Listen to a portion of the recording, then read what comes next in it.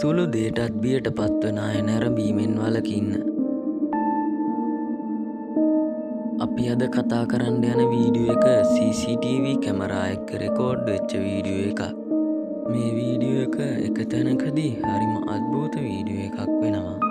ඔයත් මේ වීඩියෝ එක හොඳ අවධානයෙන් බලන්නකෝ.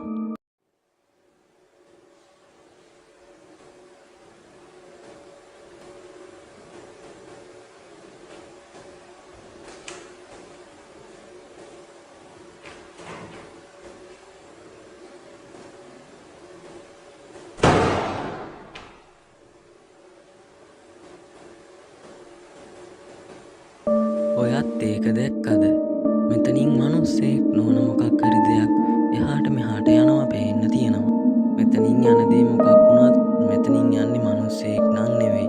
එහෙනම් මෙතනින් යන්නේ